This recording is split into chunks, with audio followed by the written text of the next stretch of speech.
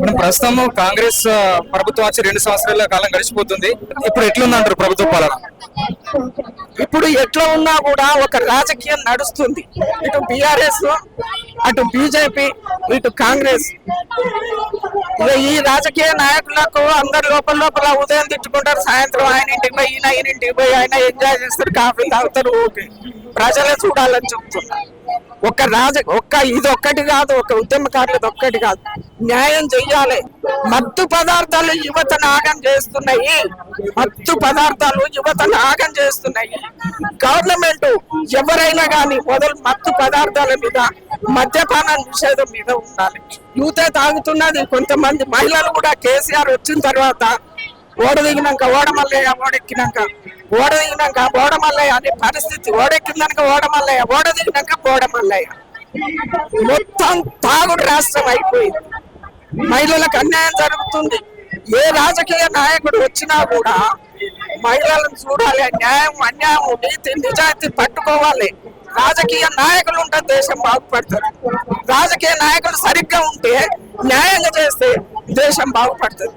ప్రజలు కూడా డబ్బులు తీసుకోకుండా ఓటు వేయాలి.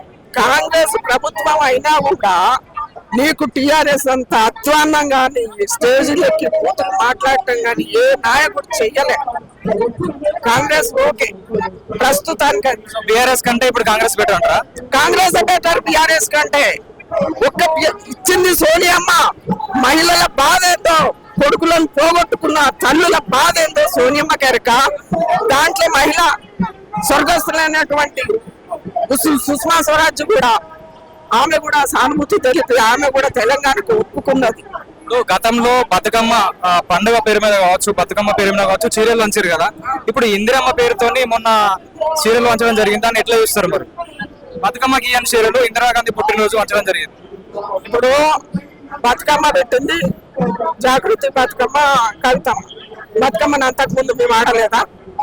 మా తల్లులు ఆడిండ్రు, మా అమ్మమ్మలు ఆడిండ్రు, మా పిల్లలు ఆడిండ్రు, మేము ఆడినాం. కొత్తగా బతుకమ్మ దేనికి పెట్టింది? తెలంగాణ ప్రజలకు పెట్టి ఏం న్యాయం చేసింది? టీఆర్ఎస్ అంతా కేసీఆర్ అంతా అన్యాయం ఏ రాజకీయంలో కూడా జరగలేదు మాకు తెలిసినంత వరకు. నేనేమంటున్నా, ఈ మత్తు పదార్థాలు బంద్ పెట్టాలి.